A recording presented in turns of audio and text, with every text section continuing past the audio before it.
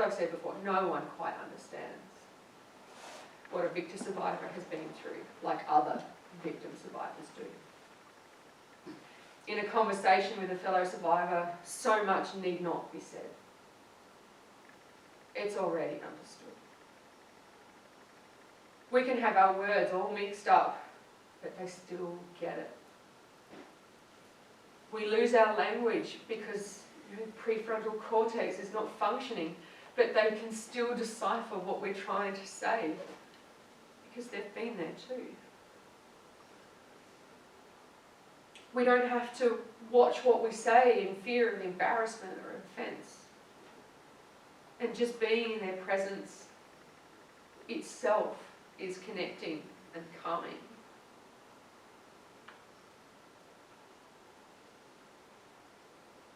We have and do speak for hours, and time passes like blink of an eye. Over the last few years, I've had the privilege to spend time with some amazingly strong people who I would never have met outside of our shared experiences. We don't live in the same circles. We don't live in the same generations. There's so many barriers between these people. Grace Tame is a good example of this. Our paths would never have crossed had I have not reached out to her in 2020 in the same way that others reach out to me now. We all stand together in solidarity, the combined voices of thousands of people in the hope to make societal change. As you can see today, I'm still only human. I'm still clearly broken. And I'm a work in progress. To be honest, highly medicated. I work really closely with my psychiatrist and psychotherapy. I have a long way to go on my healing journey. However, I'm much further along than I've ever been before. This is still really painful, traumatic and clearly emotive topic. Tears are normal for me. I don't hide them anymore.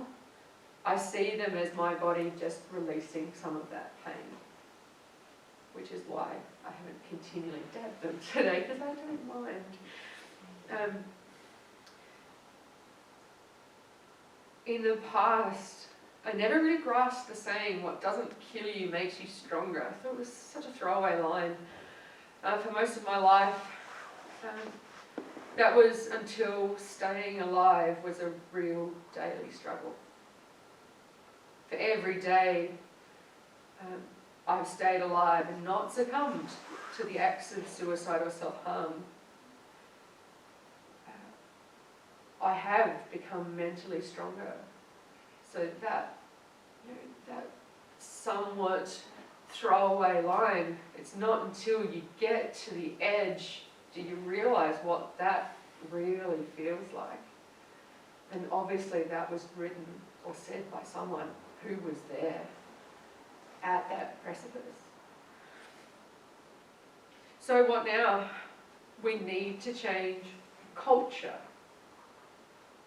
We need change in actions. Child safety is everyone's business. We all have a part to play in preventing harm, not just mandatory reporters. It starts with community education. Things like identifying signs of grooming, the intervention prior to harm. Childhood sexual abuse must stop. We're in an era now that we can make that so. Unfortunately, perpetrators won't be deterred. They won't stop. We as a society must remove or reduce their access to children, their opportunities to abuse. Society must move through those uncomfortable conversations, remove the stigma, and stand up for our children. They need us now, just as they always have. However, we have turned a corner in public discourse. We have the opportunity to make real change and protect children as a community.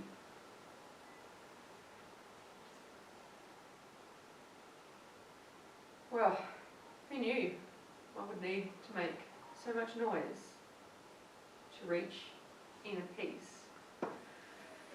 I want to leave you now with just one final thought. Is inner peace a destination that we seek? Or is it the journey itself that gives rise to our own inner peace? Thank you all for your time and your attention today. I'm more than happy to answer your questions. I am clearly an open book. Thank you.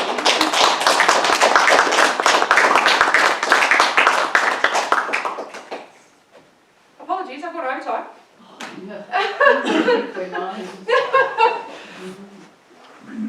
I'll just make a comment about your pathway to inner peace. I think one way of doing it is to compartmentalise. You're probably already good at this.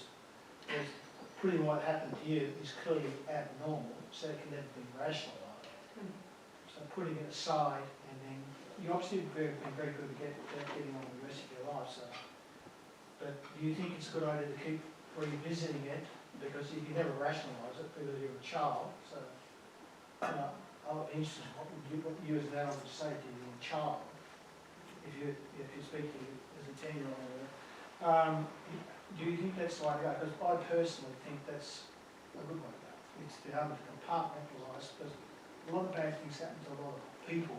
If they have the ability to compartmentalise it, but not continue to draw it over the coals all the time, they can move on. That's right.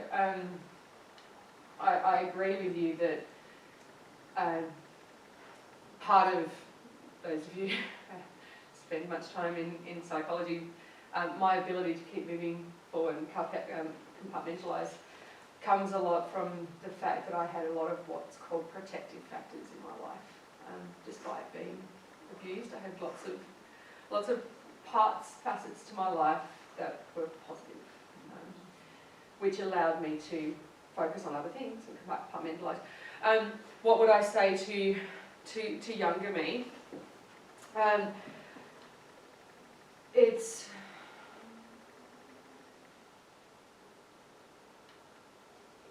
in retrospect, you know, I wish I had spoken at the time.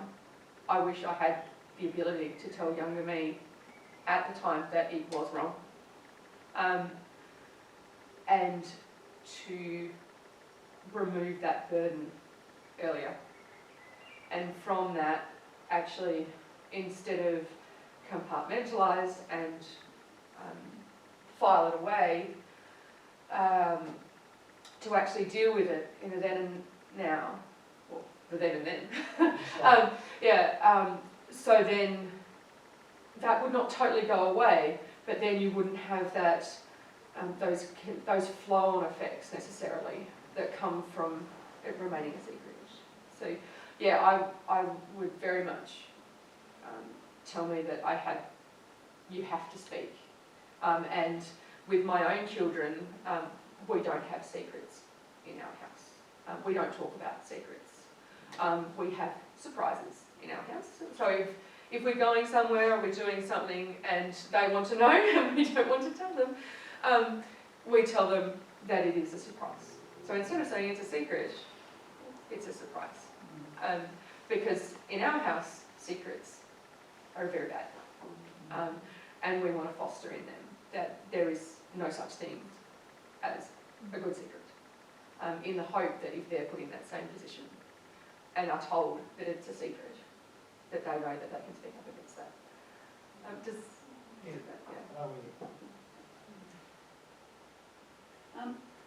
I'd like to ask you a question that's something to do with the child advisory, the committee that's building the framework. And I thought it was really salient, and thank you for trying to put words around how it makes a young person feel to be doubted. I wonder if whether you are inclined to suggest to the people making the framework that, and referring to your own experience of lived experience and knowing what it makes a young person feel like to be disbelieved and to have questions asked that shouldn't perhaps be asked sometimes, or shouldn't definitely be asked. Do you think there needs to be some kind of framework about, I know that teachers and one or two other professions already have to abide by the mandatory reporting obligations. That means they also have to follow a code of practice when they're asking questions, or they should follow a code of practice. Yes. Do you think that there's going to be some room in that advisory framework for a recommendation that puts in place a guideline, a rule, or a regulation that we're dealing with something that sounds like, looks like, feels like a matter for mandatory reporting? Questions should only be asked by a person with qualifications in, I don't know, child psychology or child psychiatry, because that's not something teachers get a lot of, especially in modern degrees, in modern teacher training. Do you think that advisory framework might look at who can ask questions, rather than us all saying, well, there's a mandatory reporting requirement here, let's all go in and make. Sometimes people do it with good intent, but they bumble. They bumble. And one of my concerns would be that it causes a lot of damage to children when the innocent children are asked questions the wrong way, and that the damage done by those questions, although people may be coming from a place of good intent in asking them, the damage done by asking a question the wrong way by an unqualified practitioner is almost a compound form of abuse, or causes an experience of some kind of abuse for the children, the child who receives the question. And do you think the advisory panel could look at putting some questions or some framework on it? There's, it's a really good point. We have spoken about this already as part of the advisory panel, and you're totally correct. There's two main issues that come with people that are not trained in that field asking those questions. One, they ask inappropriate questions that cause additional harm. But they also ask questions which then place words in children's mouths, which then diminishes potential evidence later on. So to think about what the advisory panel is doing as part of that framework, yes, they have acknowledged the fact that that questioning, there is mandatory reporting, but that mandatory reporting does not require the person who is reporting to do the questioning, and that questioning, it is as part of those recommendations that the only people that do that questioning are people that are trained in trauma-informed practices, and best practice as to how to speak with that child, depending on not just their age but their stage. So there has been a lot of discussion around what that looks like, and how can that go, one, into the framework, but also two, there's actually a bill that was tabled in Parliament last week about the framework. So yeah, you're right, not anyone can just can ask those questions, because they do more harm than good in a great number of cases. So I can't speak for what will happen in the future, but I reassure you that is a topic that has had great discussion amongst the panel, and we are very much of the view that questioning must be done by people who have been adequately trained to do so.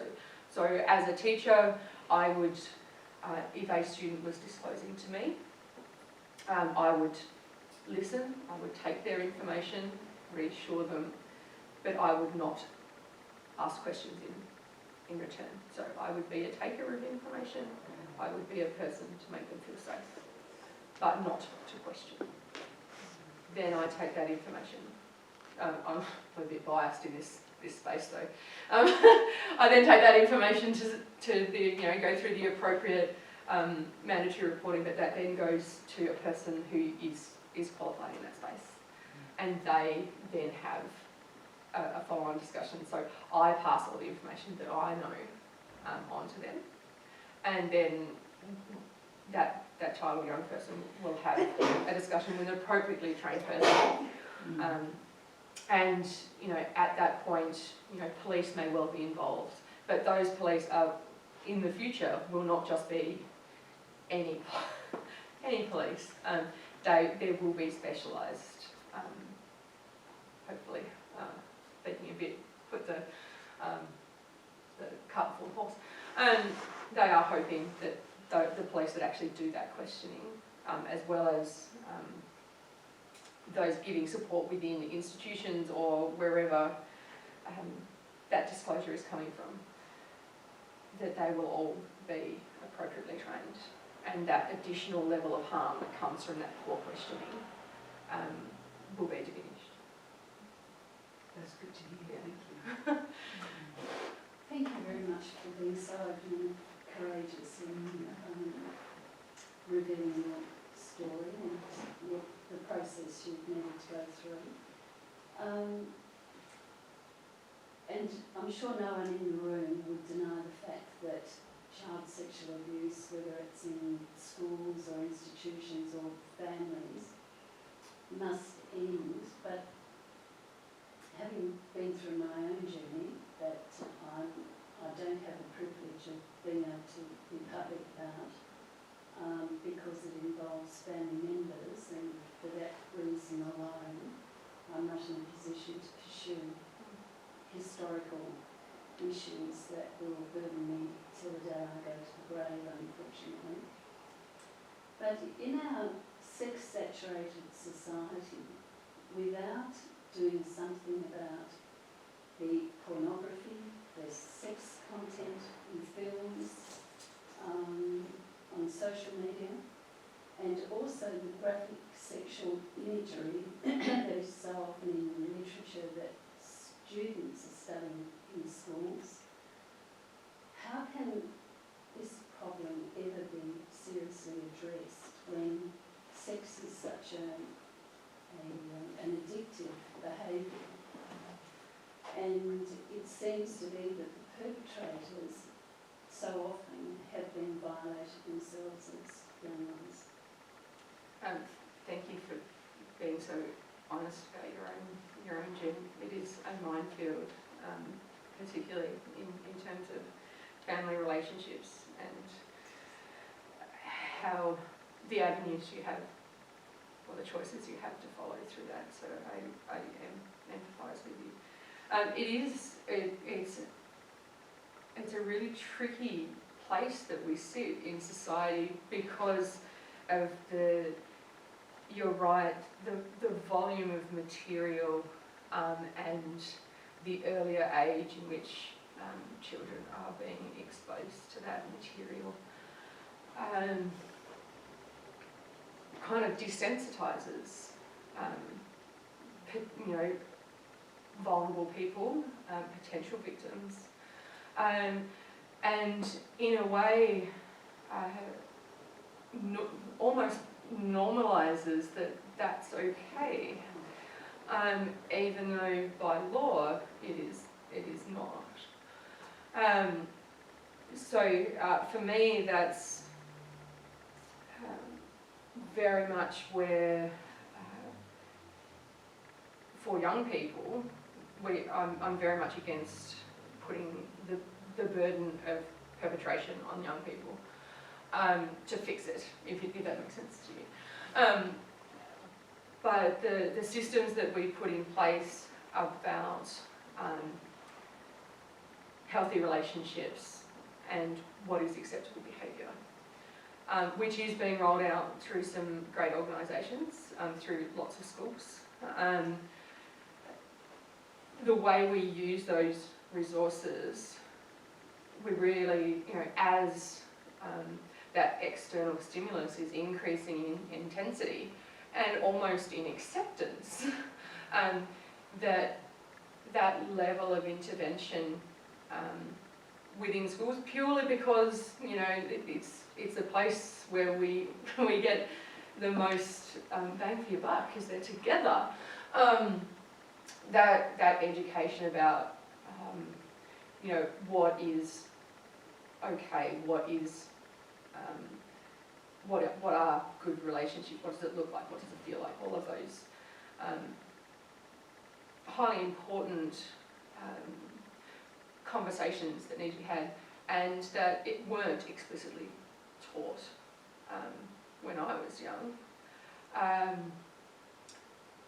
That need, as you say, as kind of the general societal acceptance increases, that early intervention has to rise alongside, because as the level of tolerance changes, well, perception of tolerance changes, our young people will feel that as well, and they have to have the skills to be able to identify what is and isn't real, essentially. Does that answer your... Well, I think that rather than real, what is right and what is Yeah. real, Yeah, and it's, but I mean, there must surely be, well, there is a need now for intervention so that acceptance is no longer allowed to continue to rise, but is actually reduced. Yes, and that I think that it is a twofold problem, that increase in tolerance, and part of that comes from the families in which our young people live in, the rules and their perceptions of how and why, you know, that certain things are acceptable for them and their children. And then there's what we can model as the behaviours that we want to see, particularly through the education system. So we are a bit of an impasse, because if, you know, we can work a whole lot in this space, but if that's not supported at home, that makes it very difficult to actually keep those children safe. But that opens another massive bag of words. You did have a secondary question as well. I can't remember. I'm getting old and I've forgotten. Thank you. Sorry, I've forgotten the second part of your question. Maybe it'll come up with a T. Okay.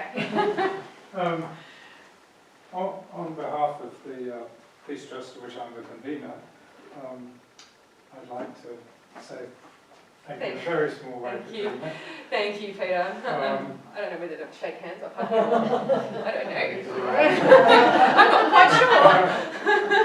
I got told today that my jacket needs to be taken to the cleaner, so don't hug me. I've just got nothing but admiration for Katrina's courage in sharing the journey. I think the way it was told as a journey was quite remarkable. And I like the challenge at the end, that there's still an awful lot of work to do. I sat there seething, as I do when I read a lot of these articles about the rottenness of the justice system, the negative side of the justice system, not the positive side.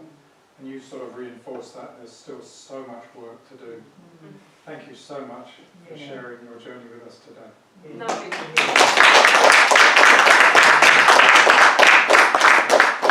Thank you all for the opportunity to speak. It was almost cathartic for me too. Thank you. Let's drink tea.